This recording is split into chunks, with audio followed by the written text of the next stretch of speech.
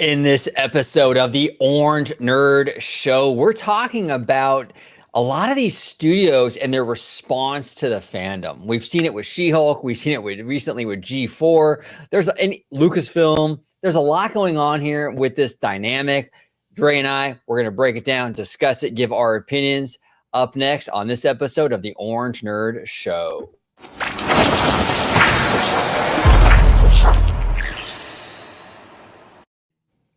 Welcome aboard to another episode of the Orange Nerd Show. So for those of you not aware, the Orange Nerd Show is a show we do here on OG55 where we talk about everything except the theme parks, because there is more to this whole thing than just the parks. And lately there's been a lot going on in the film, TV, streaming side, the studio side of Disney, and just nerd culture in general. We're going to talk G4, we're going to talk She-Hulk. Before we get into that, though, I want to introduce my fantastic producer, my good friend, Mr. Vash Sky. And now, the man with many titles, bringing you juicy news and info, squeezed fresh right from the Grove, Mr. Vash Sky. All right. Okay. All right, guys. All right. I get it. Well, I do appreciate the intro, OG. It's quite a lot to live up to. It's pretty crazy. Well, hey, look, you heard the guy. Vash Sky is the name, and you can go ahead and follow it right down there, just like it's spelled. Just type that into Twitter, should pop up. Go ahead and give me a follow if you like what you hear today, and if you want to see me, well, it's going to be on the channel you're watching right now at Orange Grove 55 at Freshly Squeezed, your source for juicy news and info squeezed fresh right from the Grove. Well, actually, even more appropriate than that. Thank you very much. Thank you very much, there, OG. You wouldn't happen to have the Christine Wastelands McCarthy drop, would you? I do. And there's the biggest bargain of all. Biggest bargain of all. I know it didn't even fit, but I just love hearing it. I love hearing Waltz. That's great. But we got a couple of big bargains on our hands. One featuring what was a previously beloved character. Now I'm not so sure. But OG, go ahead and take it away from us. Okay, so it says here, this is from Variety. She-Hulk team explains the fourth wall-breaking finale and delivering an FU to toxic Marvel trolls. Okay, look, this is wild. This is absolutely wild. And this has been kind of a trend now with a lot of studios where they think that, like, getting in the mud with, like, trolls on the internet is somehow, like, owning these trolls or something. Look, I am very much against it. But Dre, go ahead. What are your overall thoughts on this? Let's dive into this a little bit, because this is like, it's She-Hulk, but it's a little bit bigger than that. It's not just She-Hulk, right? It is. It's a little bit. It's a trend that we're seeing out there in the media, and we'll break it down more. Yeah. We have another story there, which definitely did something similar to this, but it's all part of this kind of fan baiting tactic, and we will break that down, I can assure you guys. But this was a very interesting one in that they not only call out this behavior out, but they even reference some big internet content or YouTube content creators that have been historically critical of these kinds of shows and tactics and so forth. It's a very kind of bizarre meta thing that's going on here that, in my opinion, only sought to or I should say only had the effect of legitimizing some of these critics and content creators. Yeah. And I don't think it worked in quite the fashion that they believed. But yeah, you see this article here. She-Hulk team explains the fourth wall breaking finale and delivering an FU to toxic Marvel trolls. Quite the piece here by Variety, and it's an extended interview with some of the content creators of this show, but I want to go ahead and highlight here just one portion of it, sure. Which talks about the actual finale itself. By the way, spoilers if you guys haven't seen it and want to do that to yourselves, you go ahead, you do that. But spoiler warning here. Jennifer smashes out of the show entirely, jumping through the Disney Plus portal to confront the writers of the show. it's I can't help but laugh just reading that. Not from it being legitimately humorous, but it being embarrassingly so. Well, you know what, Trey? I got something to tell you about that. If you don't like the way that sounds, if you don't like it, don't watch it. If you don't like it, don't watch it. Don't watch it. Peace. Well, that is that's some foreshadowing, folks, for the viewers at home. However, we don't know the actual ratings of this show as of right now, but I have a feeling that maybe some people took our friend Frosk there.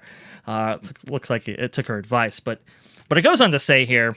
To confront the writers of the show about why the finale is so needlessly convoluted and extraneous, nonsensical plot lines, including one about a cabal of toxic fanboys who troll Jennifer online about being a female superhero who doesn't deserve her powers. It's a very interesting thing. It's a very... It's kind of a nonsensical way to frame the argument surrounding a character like Jennifer, or even some of what is featured in the show. This show, basically, from what I can tell, is kind of an attack on male superhero fans in general, especially those who have critiqued some kind of noteworthy female figures in the recent past, and it is done quite haphazardly, and even this first paragraph, this end line here, even bears that out. Female superhero doesn't deserve her powers. Now, from what I understand, OG, correct me if I'm wrong, but I don't think anybody was actually critiquing that show on that specific point. Am I wrong here? no. I mean, I haven't seen anyone. I mean, look, there might be some rando on Twitter criticizing She-Hulk for not deserving her powers, but it wasn't like the overall narrative out there for the show. The criticism for the show, the criticisms, the bulk of the criticism for She-Hulk was that it was just not well written. It was a bad show. Number one. Number two, it claimed to be like kind of like this feminist show, this female empowerment show, but it constantly kind of degraded women, right? Like, yes, I gave up on the show after like, I think it was like 4th episode or something, but like there was a lot of stereotypical things in here about women that were pretty, I mean, I'm not a female. All right. Comment down below. If you're a female, let us know what you think about this. But there was a lot of derogatory stuff towards females. And then it was like this, like rah, rah, rah, like, like feminism, like strong woman thing. But at the end of the day, I think the problem with She-Hulk is that it was constantly like battling itself, right? Like Jen in the show complains all the time that people don't like her for being Jen. Like, she goes on these dates and they keep asking her, like, they keep wanting She-Hulk. Well, yeah, Jen, maybe because your dating profile is of She-Hulk, that's why the guys you're dating want She-Hulk. You're selling yourself as She-Hulk and then complaining that no one wants you for Jen. I mean, what do you expect? And then this whole thing is like, oh man. And the way it kind of goes about like its approach with like Daredevil, and like she kind of talks about him like Matt Murdock, like he's a piece of meat, and she's just there to smash Matt Murdock and this stuff. Very derogatory terminology. Like, I don't know. In my opinion, I think that's where the bulk of the criticism is really, where the bulk of the criticism really lies, in that this kind of mixed messaging where, it's like it's a feminist thing, but then like they degrade women, and then they do to Matt Murdock what they say is wrong to do to women. And it's like, it's a mess with the messaging. The CGI was a total disaster. I mean, you look at a lot of the stuff like with She-Hulk and everything, and it looks like something out of like a cutscene from like a PS2. It looks bad. I'm sorry. It looks bad. It doesn't look good. It's not good CGI. That's where a lot of that criticism is coming from. I haven't heard anybody talk about that she didn't deserve her powers. Nobody. Yeah, I do agree with that. By the way, I didn't know you were going to go balls to the walls like that. I would have had you play the intro there. There you go, right there for our buddy George, right? Yeah, That pretty much sums it up quite nicely. To be quite honest, I mean, you're it's kind of like this female empowerment show, which is fine, but it's finding its place in the kind of extended MCU, which has always been very, I don't know, encompassing of kind of a general audience. And I believe our buddy Jay actually summed this up in that this kind of fourth phase of the MCU. Following the events of Endgame, I think it was imperative, at least to me, that they really kind of keep that audience on board and keep the kind of release schedule flowing in a way that not only kept fans on and engaged, but had them, pummeling towards something bigger, right? Towards get that momentum, that driver going towards something that built up maybe to the next big, I don't know, Endgame type thing. But they didn't. They actually went into these kind of niche areas, like our buddy Jay was saying. And this kind of niche product and I don't know, setting up new characters through old ones and so forth, and doing it this kind of haphazard way that I think a lot of people have kind of tuned out. And I don't think there's a better example of that actually happening than with She-Hulk. It plays towards, from what I have witnessed, this kind of very urban millennial woman, right? This kind of maybe urban, even coastal woman, not even just just urban in general, but this kind of almost coastal mentality. And this characterization doesn't really necessarily play towards large swaths of the country or even internationally. So it's a bit bizarre that you would have a show that is seemingly so expensive, that is part of the MCU that's always been very, very broad in its appeal, be so niche like this. Then it goes even one step further by actually having commentary on contemporary American politics and feminism that again doesn't play to a broader audience, both even domestically and internationally. Well, when it doesn't even really do the whole feminist thing any justice. No, it does not. Because it's constantly contradicting itself. It's like female empowerment. But then then it'll do something that like kind of degrades women, right? And it's like, and here's the thing: it's like, it's funny to me because I feel like it's like an easy thing, right? Oh, okay. Anyone that doesn't like She-Hulk is sexist, right? Yeah. That's like the narrative. You don't like it, you're a sexist. Okay, but here's the thing. There's a lot of female-driven content out there that the vast majority of people support, including men. Yeah. Like for example, like I'm a guy, right? I'm a male, and I love WandaVision. I mean, WandaVision to this day is still my favorite Disney Plus Marvel show. Yeah. Female-driven. In terms of Disney animation, I screamed from the mountaintops how much I loved Frozen. Two strong female leads in that movie. Loved Frozen. Absolutely gorgeous movie. Amazing. Yes. I even like, I know I'm going to get a lot of shit in the comments for this, but I even like Rey as a character in Star Wars. I really liked Rey. I think she deserved better in the sequel trilogy, but I really liked her character. But I didn't like Captain Marvel. I thought she was boring. She was like this invincible badass that she had a boring arc. She was boring. And people would come at me like on Twitter, like, oh, well, you just can't handle a strong female. No, not at all. Not at all. I don't mind strong females. I love strong females. I grew up in a house full of strong females. My mom is a strong female. My grandmother. Those women raised me. I have no problem with strong females, but if I'm going to go to the theater and see a movie or go on Disney Plus and watch a show and the content is not good, it's just not good, whether it's female driven or not, and She-Hulk was not a good show. It doesn't mean I'm a sexist. It just wasn't a good show. Captain Marvel was not a good movie. It doesn't mean I don't like strong women. Right. It just wasn't a good movie.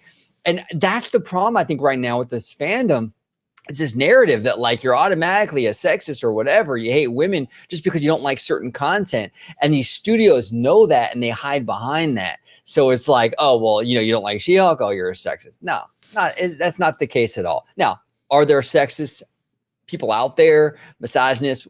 Yes, absolutely. But I think the bulk of the people that are criticizing this show in particular, She-Hulk, are not that. The bulk of them just don't like the show. It wasn't a well-written, well-produced show. It just wasn't. And if it was, it would have got the same response that Wanda has got. Wanda's a female, and she's gotten all kinds of praise. And it's just not getting that. Why?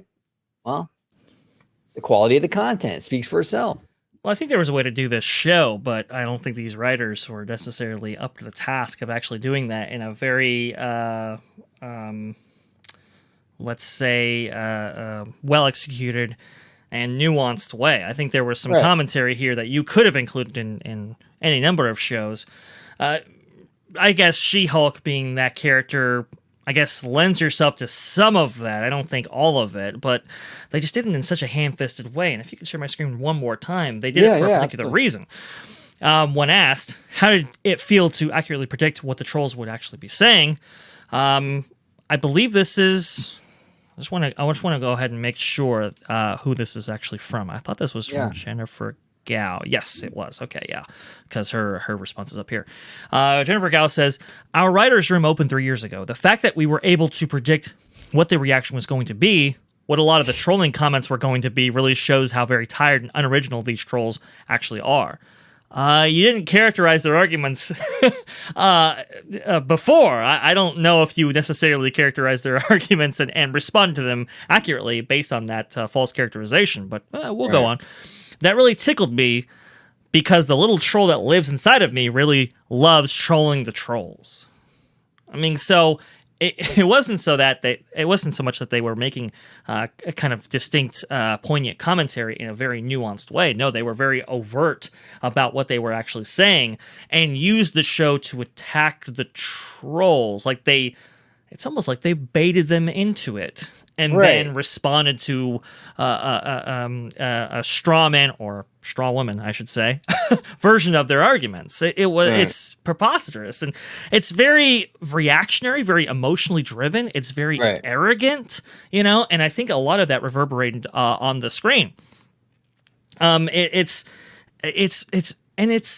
You're to include person like, the suspicion is that one of the characters in there is a kind of a characterization of Doomcock, who's also a YouTube content creator, and he's been highly critical of shows like this in the past.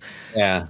You've now not only legitimized him in this distinct way. You elevate the guy. You've elevated him completely. Oh, of course, but you've also immortalized him forever in the MCU. I mean, think of the ramifications of something like that. I mean, it's very one-step surface-level thinking, and it wasn't necessarily thought out well at all. No. It completely runs counter to what they were trying to do in the first place. You getting in the muck and mire with these, what you would say as trolls, doesn't make you look good. It makes you look far worse and really brings down the entirety of the actual show and the content you're actually producing. 100%. It is, I mean, demonstrably bad. Even this article right here from IndieWire, I'll pitch it back over to you, OG. How She-Hulk taught the online trolls a lesson. Did you really teach them a lesson at all? Or did you encourage more of that behavior because, hey, I might get featured someday? I mean, really think about it, guys. No, you encourage more. And look, a moment of candor right now, okay? A moment of honesty. In my younger years, I used to get in the mud on social media and argue with people, okay? And as I've grown up, I've realized that when you get in the mud and you argue on social media, it doesn't make you look good. Even if you're winning the argument, you still look like an asshole, okay? You still look like an asshole. Marvel, this billion-dollar studio, getting in the mud with trolls, which, some of them aren't even trolls, to be honest. Some of them just don't like the show, but we'll go along with it. They're getting in the mud with trolls. That doesn't make Marvel look good. Marvel is a fantastic studio, a legendary studio, been around for a long time. It is it should be it's up there, right? It shouldn't be getting in the mud, lowering itself to this internet arguing and fighting. I expect more from Marvel. I expect more from Disney. I expect more from Lucasfilm. This is crazy. You didn't teach the trolls a lesson. Like you said, Dre, you encouraged them. You elevated them. You immortalized them in this show. You didn't do anything. It's absolutely ridiculous that they think that they owned the trolls. You didn't own anybody. Okay, you made Marvel look bad. That's all you did. You damaged the brand, and it makes me mad. And I think feminism deserves better as well. You want to be honest? Feminism deserves better as well. She-Hulk was not a good show, and feminists out there should be demanding better quality content. Just doing surface level kind of like, we're going to do our due diligence isn't enough. If you want to do a female-driven show and you're a feminist, right? Like from that feminist side, you want like the best content to represent that movement, I would think. Absolutely. And apologizing for something that's like very mid at best. I mean, She-Hulk is not a good show. Okay. But let's just okay, it's mid. Let's say it's mid. That doesn't help the movement at all either. You want to hold these studios to a high standard if they're going to represent that movement, in my opinion, right? And I think feminism deserves better than what they got here with She-Hulk. It absolutely did. There's been this trend in the industry where these content creators are seemingly contemptuous of the audience. They hold them in contempt of or at least broad demos of that audience in general. I mean, look at the male depiction in She-Hulk generally. I mean, outside of Matt Murdock, I don't think any male character in that show is depicted very well. Which says something, especially as it exists in the MCU. Even the fan base to She-Hulk herself has been historically male driven. You have a very much a male driven audience in the MCU itself, and these content creators have contempt with it and show that in the show. Is that at all a good strategy? No. And we saw and one of the more disturbing trends is when these same content creators actually attack fans in real life on Twitter and so forth. We saw that with Rian Johnson, a lot of the people from Lucasfilm back in 2017, 2018, let's say. I mean, it's a bad look. This is a bad look, like you said, OG. This has got to stop. I mean, this is ruining the content. This is a stain on the MCU. This is a stain on the brand, on Disney in general. This is ridiculous, and I think people are figuring it out. Which takes us to our next story. I think it does. People who may have taken the advice to heart. If you don't like it, don't watch it. Yeah, no, yeah, exactly. And real quick before we pivot. It's like, look, we make content here, right? Mm-hmm. And it would be like me coming on like Twitter or something and saying, oh, well, if you don't like my content, you just have a problem with Italians with spiky hair. No, if you don't like my content, you don't like my content, and more power to you. That's totally fine. Totally fine. But to go and attack people and say, well, you must have a problem with this, that, or the other because you don't like it. I think it's a bad look, and I don't think these big studios should get involved in that. I think it's really, really ugly. Oh, you don't like our Disney commentary? Huh, you must be a Universal fanboy. That's who you are. Come on. I mean, it's nonsense, guys. This is ridiculous. Come on. But that's kind of the theme park equivalent. Go ahead. Right. And like we said many times here on this channel, like, you don't agree with us? Come on board. Maybe we'll even have you on the show. We want differences of opinion. That's what makes fandom so fun, right? To talk and discuss and debate. But man, some of these studios are going way too far with it. But yeah, speaking of going way too far with it. Whoops. Comcast pulls plug on G4 TV, ending comeback try for gamer-focused network. Oof. Interesting stuff. Now, I used to be a big fan of G4 actually in the early 2000s. I thought it was fantastic. But Yeah, it was fun content. But it says here, Comcast Spectator Division is pulling the plug on video game-centric network G4 TV, whose early incarnation in the 2000s remains a cultural touchstone for many millennials. Just a year after its relaunch, so it got okay. So Comcast is pulling the plug on this kind of rebirth of the network, right? Mm-hmm. And look. This has been kind of, we don't really talk a lot about gaming on here on this channel, but this has been a really contentious thing now since it basically launched. What are your overall thoughts about this, Dre?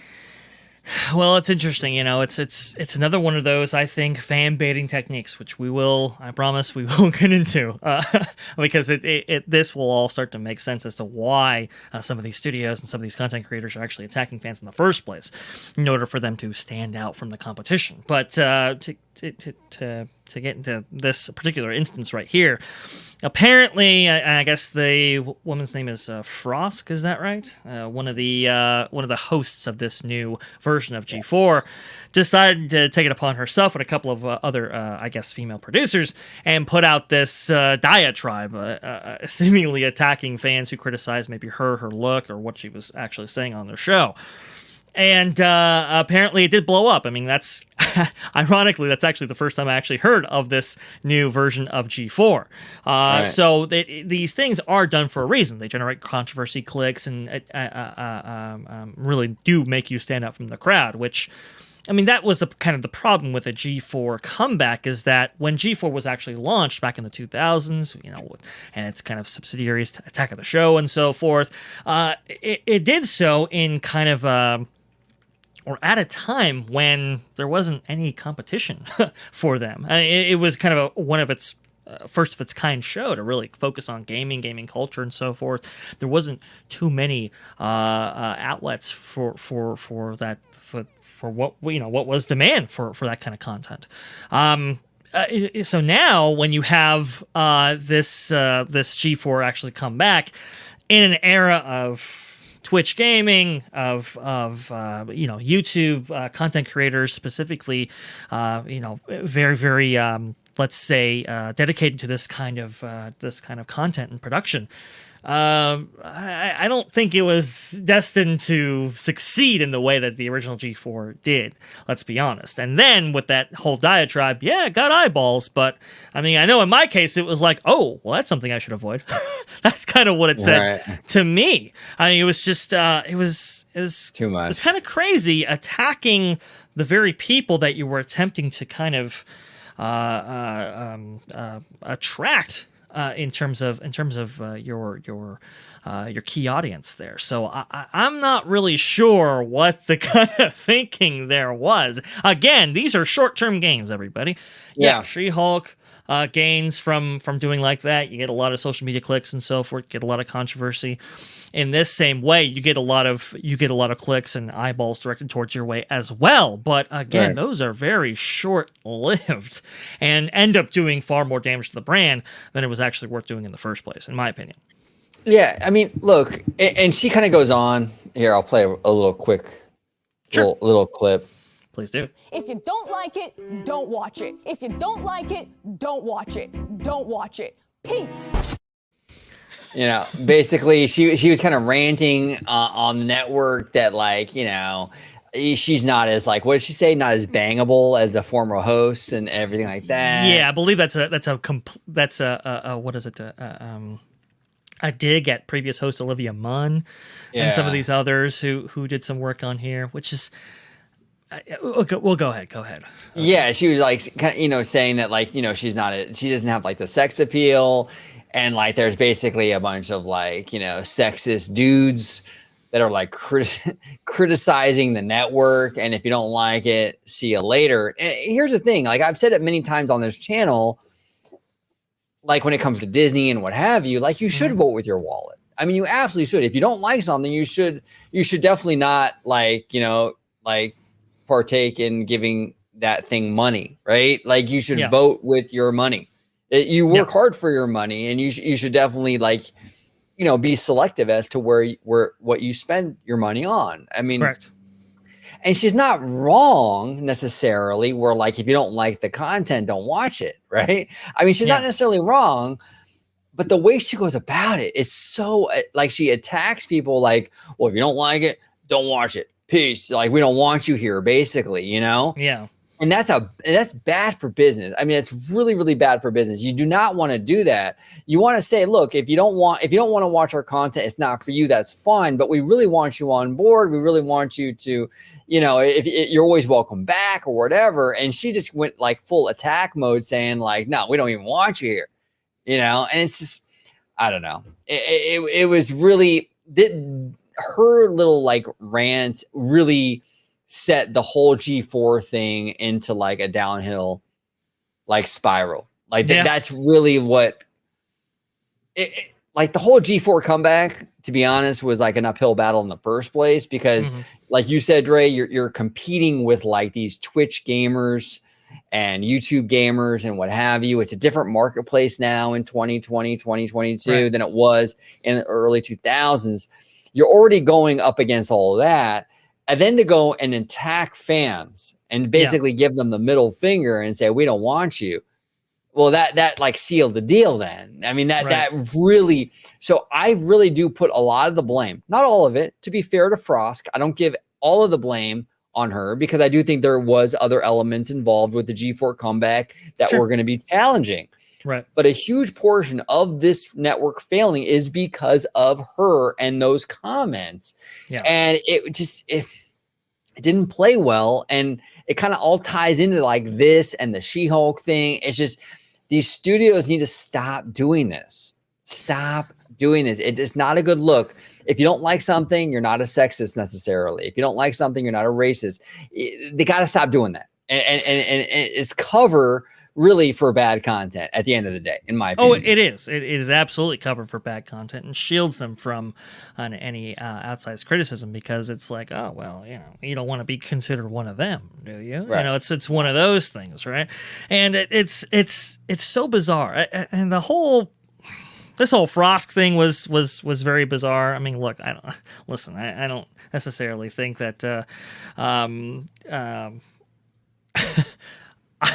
eye candy is necessary for your show to be successful. Not at but all. I mean, you are talking about, you know, gamers in the era of Twitch live streamers, and we've seen what tactics, let's say, are used for some of those guys and gals on there, right? It's very weird how we have this kind of Victorian era almost thinking when it comes to certain things, and then other things, complete pass, you know? It's very weird. I mean, just imagine if Chris Hemsworth was replaced by somebody else for playing Thor, maybe somebody who is far less attractive, and then that person in character criticized the viewers for not being for not believing that they were as attractive as the other. It would be very strange. It would be very weird. That's essentially what Frost kind of did. Right. And I just don't think that was at all necessarily beneficial to her or the network. And again, these content creators, you know, you do have a fiduciary duty in order to attract as many eyeballs as possible. And I'm not saying that you have to, you know, do it in one way or another, but it's to ostracize the audience, to push back on the audience, to actually criticize the audience for thinking or believing a certain way, I think is foolish, no matter in what instance it actually is, with notable exceptions, as one could probably theorize. But overall, it was so bizarre. And you ask, OG, why they may have done something like this. I wanted to go ahead and read this thread here, which actually provides maybe a reason as to why things like this were actually done. Yeah, now, I know that you have to go, OG, at a certain point. You're very time limited. You got to hard out. If you do have to do that at any time, just let me know. We'll go ahead and I'll continue. Okay? Yeah, no, absolutely. Absolutely. If I have to hard out, you can continue and kind of steer the ship, you know, upon my departure. No issues, sir. That's a good co-pilot does. This is a tweet by Dr. Thala Siron. I don't know if they're an actual PhD or MD. I'm not quite entirely sure. However, this summarized this kind of fan baiting technique, the best that I've actually seen. So we'll actually go through it here, and for as long as we have you for OG, I'll go ahead and get your feedback as we go along. Quote, fan baiting is a form of marketing used by producers, film studios, and actors with the intent of exciting artificial controversy, garnering publicity, and explaining away the negative reviews of a new and often highly anticipated production. Like I said, these things are done for a reason, and this actually goes into why that might actually be. Fan baiting emerged as a marketing strategy in 2016-2017 after fans of beloved franchises such as Ghostbusters and Star Wars objected to what they saw as poor writing choices, sloppy scripts, and cheap alterations to plot lines and characters for the sake of shock value. We all remember those times, and yes, there was a fair number of critics out there of them. Again, I'll separate the critics with like legit criticisms from the kind of bigoted trolls and so forth who were making bad comments. Again, we should we shouldn't look kindly on those things, of course, but Absolutely. It goes on. Alongside these critics, there was a small group of bigoted but vociferous commentators who objected to the inclusion of black and female actors in roles traditionally held by white male actors. Some of these individuals began publicly harassing actors, both online and elsewhere. Bigots have always attacked diversity on screen, but in a highly polarized political climate, instances of harassment on garnered disproportionately massive media coverage, which provided production studios with both free publicity and a new defense against actual critics. Studios seized the opportunity to discredit criticism of poor writing and acting, insinuating that these too were motivated by bigotry. What used to be accepted as standard critiques were increasingly dismissed as part of the ignorant commentary of a, quote, toxic fandom. So that right there, that is Right. what you're talking about, OG. They used it as a shield. Right.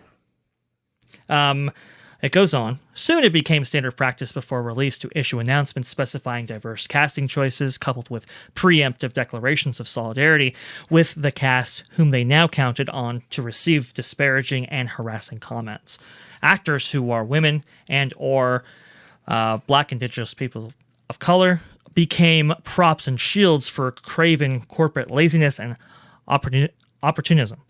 The studios saved money both by avoiding expensive veteran writers as well as by offloading publicity to news outlets and social media covering the artificial controversy. That's probably the worst part about it.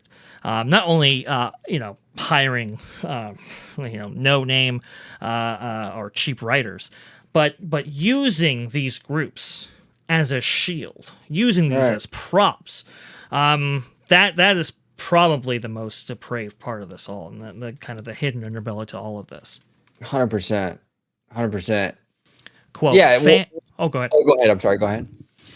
Quote, fan baiting works. It brings in a new sympathetic audience whose endorsement is more about taking a public stance against prejudice than any real interest in the art. Quote, fan baiting also permits studios to cultivate public skepticism over the legitimacy of poor reviews. That's why they do it, because it does work. And in the instance of She-Hulk and G4, it did work, at least initially. Yes, and before I go, and I'll let you take the reins after this Sure. after this last little bit, but that's exactly what I was talking about earlier in this video, where it's like you don't see it the sexism, right? Only seems to rear its head with the content that isn't that good. Let's be honest. I didn't see any sexism with WandaVision. Everyone loved that show. Everyone loves WandaVision. You didn't see any sexism with the first Wonder Woman movie. Last time I checked, Gal Gadot and Elizabeth Olsen are both women. Why didn't we see that same response that we saw with She-Hulk with those two pieces of content? Why? Because those two pieces of content were actually good. So there was no shielding going on. They knew She-Hulk was not a good product, so they had to hide behind it. They knew Captain Marvel was not a good movie. It just wasn't a good movie. They had to hide behind it. And that's what you're seeing here. You'll notice, everyone at home watching, you will notice that the content that is solid, that's doing very, very well, that's well written, well acted, the story is tight, all that stuff. These instances of sexism don't seem to rear its head as much. They just don't, because it's good content. There's no need for it, right? Now, Yes. I'm not saying sexism does not exist. It absolutely does exist. No but I question. think it's greatly exaggerated to cover for bad content. You know, I really, really do. I've been accused, and before I leave you guys, I've been accused of being sexist because I didn't like Captain Marvel. Mhm. Okay, but I'm not, though, right? I grew up, like I said, in a house full of very strong females. They raised me. I love strong females. I have no problem with strong females. My favorite franchise is Frozen. 2 strong females in that movie. I like Rey from Star Wars, the sequel trilogy, which is not a popular opinion, but I do. I like her character quite a bit, right? I like Wanda. I love Wanda. She's the only reason why I even gave Multiverse of Madness a chance, was because of Wanda. But because I didn't like Brie Larson's portrayal of Captain Marvel, somehow I was a sexist. I felt threatened by strong females. Bullshit, bullshit, bullshit. I do not feel threatened. I love strong females in my content, but they got to be well written. They got to be well crafted stories. They have to be something that's of quality. Just because you have a strong female doesn't mean I'm going to automatically love it. It has to be of quality. And a lot of this new stuff, She-Hulk, Captain Marvel, is not of quality. And that's the problem. It has nothing to do with sexism, at least on my end. At least I can speak for myself. And I think most fans are kind of at that same place. I think they just want really good characters, really good stories. And a lot of times they get shut down in silence because maybe it's a female driven movie and they're called sexist, and it's just wrong. And again, I'm not saying sexism doesn't exist, but I think that kind of moniker, that label on people, is being abused to kind of cover for bad content. But Dre, I'll let you continue the party, brother. Thank you so much, brother. And everybody home, comment down below, like, subscribe. OG55 Vash Guy's going to take over from here on out. Thank you, brother. I appreciate it. 100%, sir. Thank you. I do appreciate it. There you go. There he goes. He's on his way. I do have to. I do agree with OG there. It's completely overused, and yes, it is a cover for bad content. I mean, you think about some of the great female characters that we've had even recently, and I think about, you know, who people would consider as trolls or sexist or anything else, right? I think about what happened in the case of Gina Carano, for example, or Cara Dune, how when she was booted from the show, a lot of these same trolls or previous sexists, right, actually came out in defense of her. I think about how people were, shocked at the death of Zoe Saldana, for example, her character in Gamora, when she recently was killed in Infinity War, and how a lot of people were saddened that that actually happened. And I saw a lot of people championing Black Widow to actually get her own movie. Some people actually thought that Black Widow should have gotten a movie first before what was the first superhero movie for the MCU to be started by a female over Captain Marvel, right? A lot of people were like, hey, shouldn't Black Widow get hers first? So it's weird how, you know, the sexism and all of that and those comments directed at those individuals go away with when it comes to those personalities, those people, but then comes back when it's somebody like, I don't know, I guess Reva from Obi-Wan Kenobi or somebody else. Even in the case of Star Wars, which I had heard that, you know, most of the sexist trolls live. I heard no arguments about Rosario Dawson, for example, being Ahsoka, you know, or having her be included in Mandalorian and elsewhere. It's it's absolutely bizarre that these content creators or these people who are criticizing these trolls forget about those instances. It's very selective in their choices. But we go on here. Again, these things are done for a reason, folks. Fan baiting also compels reviewers to temper their criticism for fear of becoming associated with the, quote, toxic fandom and losing their professional credibility, resulting in telling discrepancies between critic, audience, and review scores. We see that a lot. This is what we mean by using these things as kind of a shield for bad content, right? Because now you get lumped in with what they consider toxic, and nobody wants to be associated with that. It's interesting. We see this also in other ways. We saw this with actually. In the theme park context, we actually saw this with the Disney look, right? Now, the changes to the Disney look were, as the company would say, done for very inclusive, diverse reasons, right?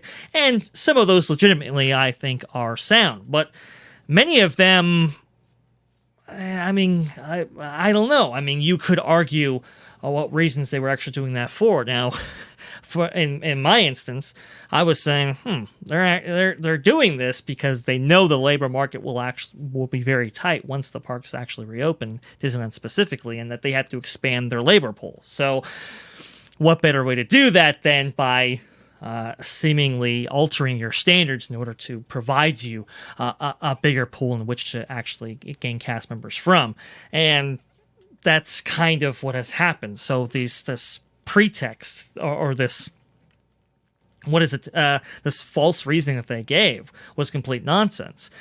But you saw at the very same time, I believe it was the Orlando Sentinel actually had some opinion writer come on and say, oh, Disney was going woke and how the theme parks were going woke and all this kind of nonsense.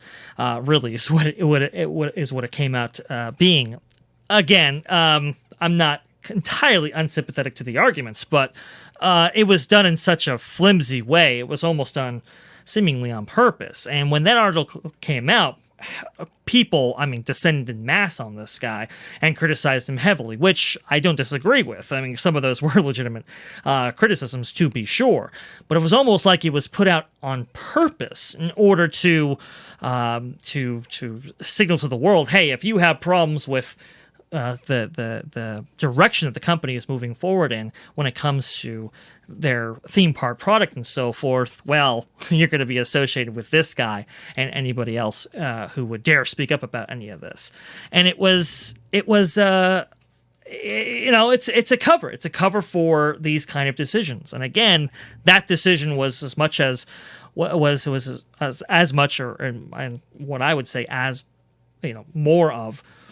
It was more about altering the standards in order to enlarge their labor pool in which to pull from, and also maintain the wages that they paid. That's the other part of it. Than it was about the reasons of diversity, inclusion, and so forth.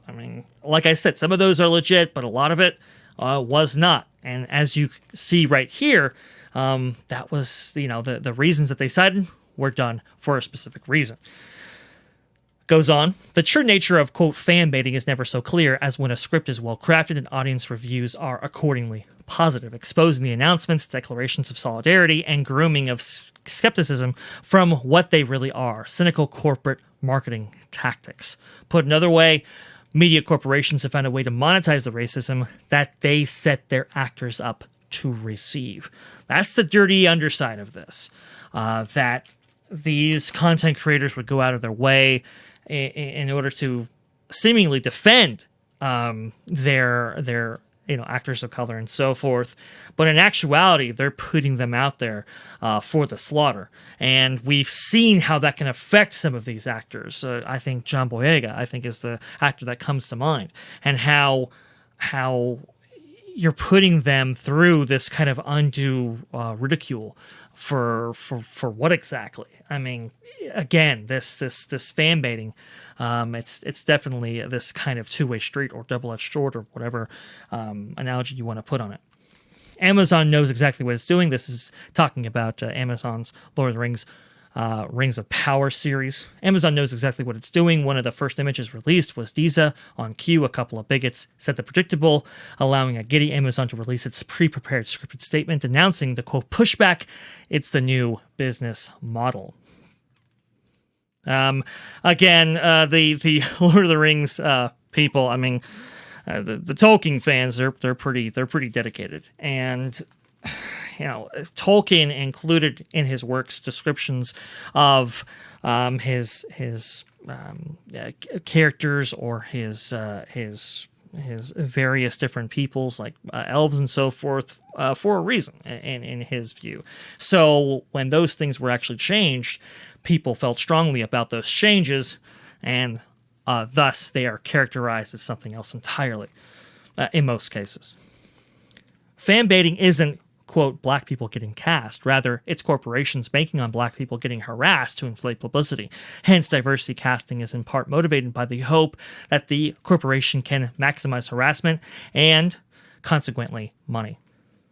Racism and sexism are the main issues. The secondary issue, one that is being overlooked, is corporate monetization of bigotry. Sadly, with the choices made by the creators of She-Hulk and the hosts of G4, this is unfortunately probably very accurate. Even while a studio purports to be, quote, challenging bigotry, it is also counting on bigots being bigoted and doing its best to direct them to the actors. Solution: media corporations should hire experienced writers and give them the time required to write great characterization and plots for these characters. I don't disagree, unlike Amazon and Disney. Unfortunately, with what we've been seeing so far, I don't disagree with that either. And B, accept critique rather than suggest all critiques are motivated by bigotry. As evidenced by the success and great reviews of HBO's House of the Dragon, again, I do agree, in comparison to Amazon's Rings of Power, both of which feature a diverse cast, the problem is the quality of writing, not the complexions of the actors. Again, I do agree with that as well. For those of you who like this thread on fan baiting, know that it is an example of structural racism. The individuals involved may not be personally racist, but the profit motive for the corporations who employ them orients them to make decisions that harm racialized peoples. It's an interesting thesis, and one that I think is pretty much accurate. There are certain things that I might, one might take issue with, me included. There are things that maybe you take issues with personally, but reading that, I mean, it does kind of put it in perspective, right? It does give, or at least provide a reason for maybe what we're seeing, why it's happening, let's say. And it's a disturbing trend, but I think people are figuring it out. In the case of G4, they're already being canceled, as you know. In the case of She-Hulk, we'll actually see what those numbers imply, but I mean, from what I have been hearing from folks around me and what I've been seeing online, expect those numbers to, again, like G4, go up and then precipitously drop off, even when big-name characters like Wong, Matt Murdock, and so forth are introduced. So that is something that we should keep a watchful eye on, and I do think Chapek is getting wise to this. I do think these are, in the case of She-Hulk, holdovers from the Bob Iger era, let's say. As Jessica Gao points out, her writer's room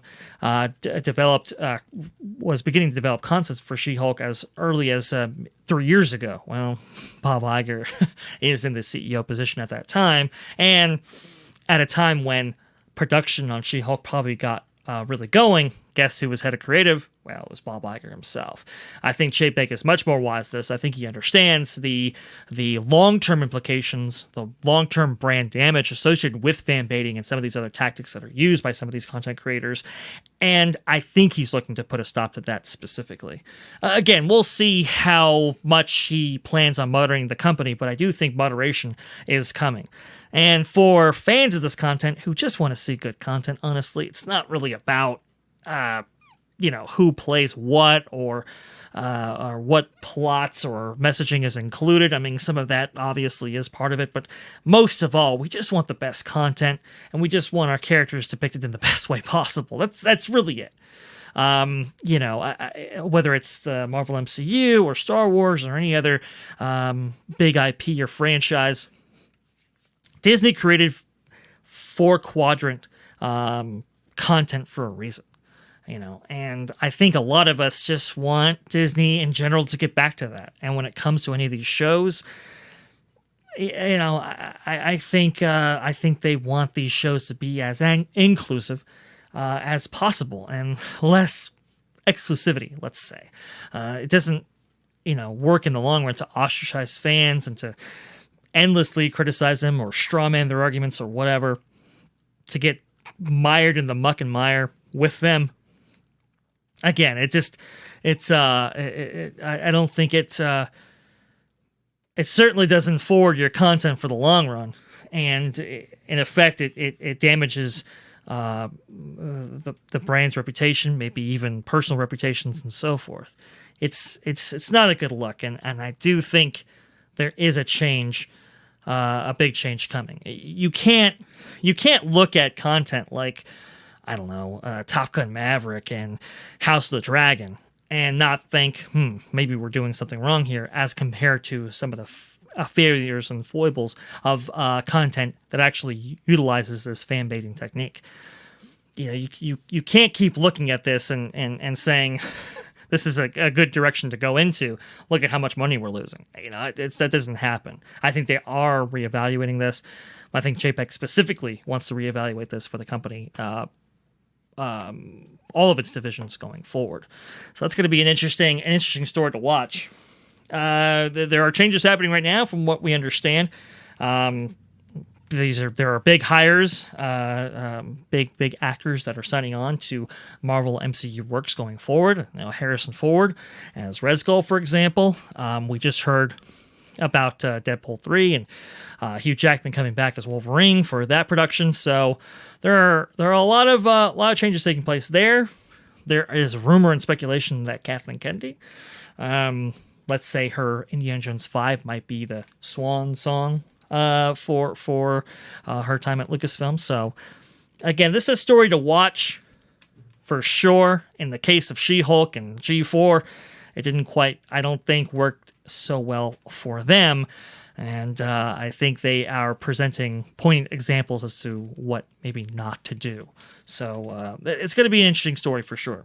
Anyway, I do appreciate you guys watching so far for my 5734 crew.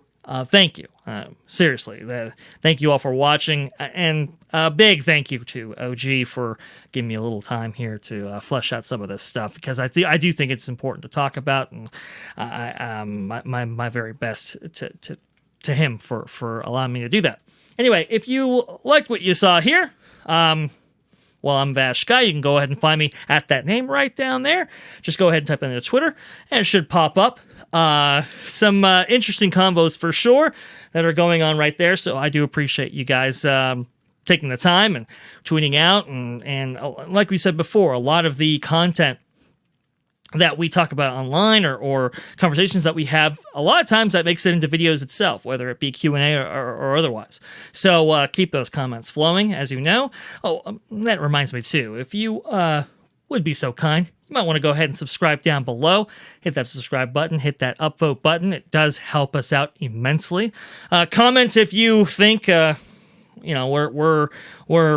off base here, or maybe this is representative of some of the thoughts that you've been having yourself, or discussions that you've been having in your personal private life. I think that'll be interesting to see what those comments are, and what your thoughts on all this are. Which reminds me, if you'd like to go ahead and see more, you can go ahead and do so at the channel you're watching right now at Orange Grove 55 at Freshly Squeezed, your source for juicy news and info squeezed fresh right from the Grove. There you go, just a little bit right there, and yeah, it's definitely very interesting if you want to go ahead and I would recommend subscribing, to be honest. I think we produce some pretty good stuff there. If you want to see more of me, like I said, Freshly Squeezed right there, part of this channel. Yeah, I think that just about covers everything. Thank you so much for watching, guys. Thank you again to OG for letting me do this right here. And we will talk to you later. Take care. Bye bye now.